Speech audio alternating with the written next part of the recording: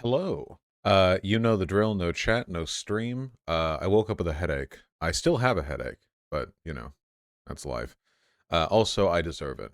A product, no doubt, of my repeated attempts to kill Melania. Rune level 1, Elden Ring, no summons, no magic, etc., etc. It's been a lot of fun. But anyway, there is something serious to talk about. I wanted to talk about a few thoughts that I had on the upcoming month, and I felt like it would be important. I don't know. I guess I just want to call the future if I can. I mean, we'll see how things play out. So Pride Month is coming up in 2 days. It'll be very gay, which is awesome, you know. Um, but there is a reasonably high likelihood, given the massive outpouring right now, not only of Republican coordinated anti LGBT hate, but also of mass shootings, that there will be a mass shooting at one of these or multiple of these pride parades. Now, a couple of points to that. First of all, I have no doubt that city police departments will also be aware of the increased risk and will, for that reason, probably be posting additional security or will be extra cautious. So the police also don't want there to be mass shootings in their cities. It makes them look really bad. So even if they are often incredibly incompetent, and outright malicious towards marginalized groups, they still, generally speaking, don't want that to happen. So you can look forward to that, I imagine. Um, you know, oh God, there are so many things that I have to say about this. Look, the Republicans have been on this massive bender the past couple of months. They've been incredibly insistent on, like, the narrative that queer communities, and therefore pride parades, are full of, like, groomer, degenerate adults that are trying to coerce children into. There's, like, a bunch of narratives that all, like, combine whenever it's convenient, like, they're all drag 9-year-olds are being forced to dance on stage naked, or whatever the fuck. I've been to pride parades, and they're a lot. They're I don't know. They're usually pretty boring. IMO. I got a lollipop shaped like a dick once. Whatever. It was cool. There were cool people there.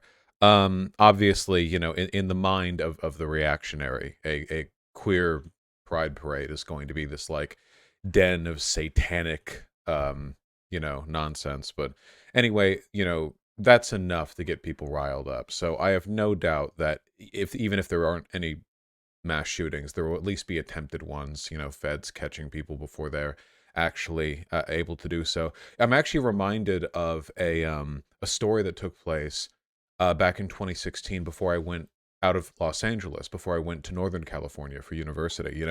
Obviously back in 2016, that was the famous Pulse Club shooting, the gay nightclub that got shut up with like 50 people who got killed by the ISIS guy.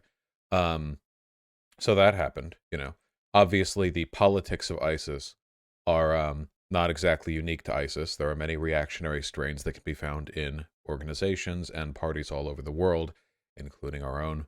So this was terrible. And then, in my town, in the Pride Parade that I attended, you know, not that year, but hypothetically, when I feel like going outside, in the Pride Parade I would have attended, there was a guy with a bunch of weapons stashed in his car that was caught, and he intended on going to the gay pride parade, but he was like, nah dude, I don't want to use these weapons to kill a bunch of people at the gay pride parade. I am gay. I just like having weapons and like going to gay pride parades. And maybe he told the truth. I have no idea. I seemed a little unwell, that one. But yeah, it was still a bit weird seeing that in the news.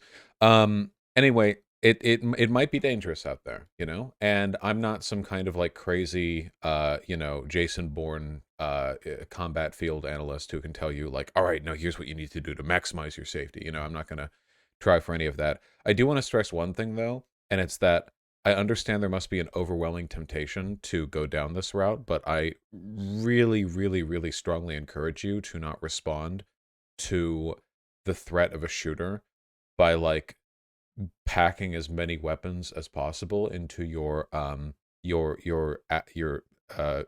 assless jockstrap leather kink fetish gear, you know, so that when the shooting starts, you and like 50 other Vaushites at the parade like pull out dual gats and start like firing randomly into the crowd. Please, you know, um, look, I have always been well of the opinion that a good guy with a gun is generally a very ineffective response to a bad guy with a gun. You know, I don't think that mass shootings are going to be made less likely or less deadly when you have people in the crowd that they are shooting with their own weapons. Because for a variety of reasons. First of all, you can hit innocent people in the crowd. Second of all, you're probably not a trained shooter yourself, so situational awareness is not like something that there's a guarantee you'll be able to do effectively. Police won't know whether you're the good guy or the bad guy. You won't know. What if there's a shooter and you and another person both pull out guns in self-defense to try to like kill the shooter? But by the time you pay attention to what's going on around you, there are just two shooters, the original shooter and the person trying to shoot the shooter, and they're both trying to shoot each other. Who do you shoot? Like the one wearing more like tactical black camo shit. Maybe I don't know. You aim for the one who looks more like a conservative. Yeah, you know there are two people. You know you draw your gun. There are multiple people shooting. Okay, it's a quick puzzle. All right, you try to find at the queer pride parade. You shoot the one who doesn't look like they came here to have fun. You know, there's one guy who's wearing the you know the black hat and the wraparound shades and the armored vest, and then there were other people wearing fetish gear and booty shorts. Look, it's not it's a high stakes puzzle. You're not likely to win it. Okay. Um, there are other considerations I strongly suggest you take. I have a strong suspicion that most private pride events and most city police departments are probably going to you know, have some kind of public acknowledgement of safety issues.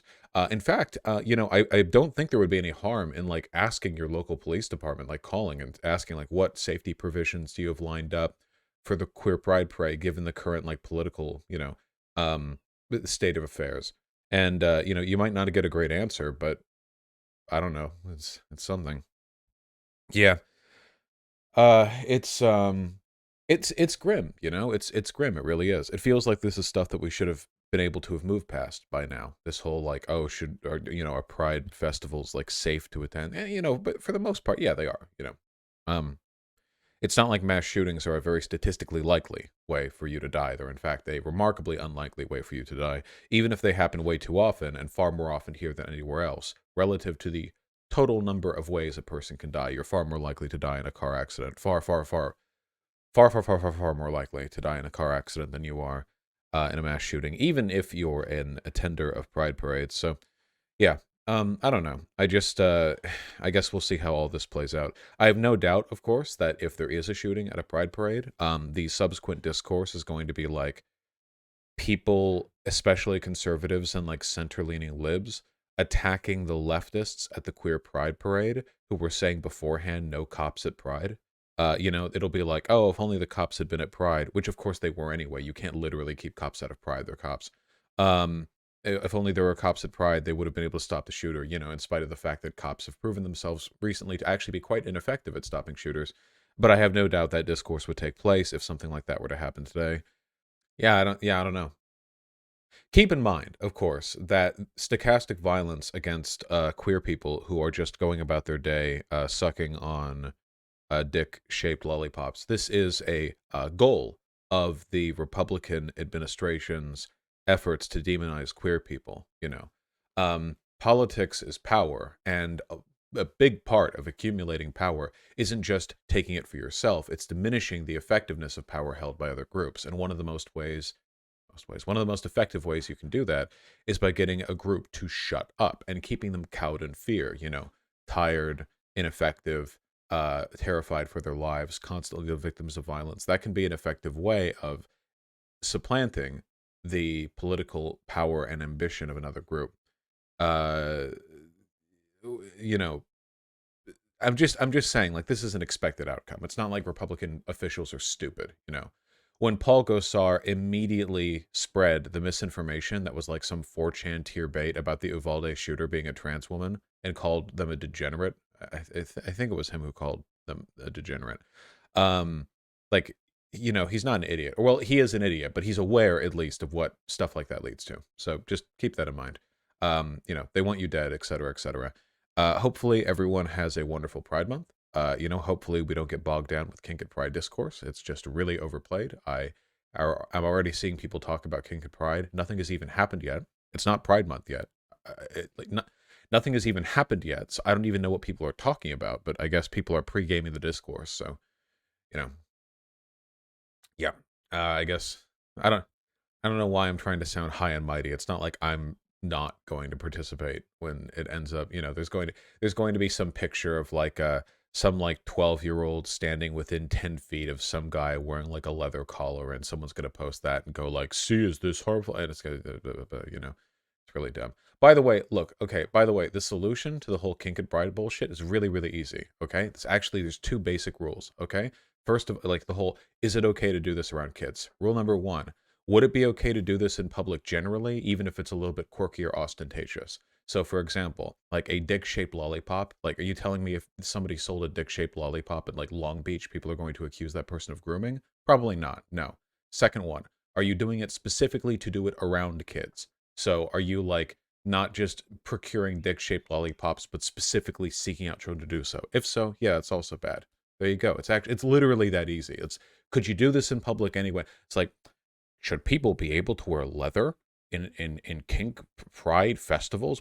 Well, people wear leather like out, but do you mean leather is in like two like belt straps that just barely cover their genitalia? Well, no, you don't wear those out. So then it would be bad. It's like we already have etiquette for this. We already have rules.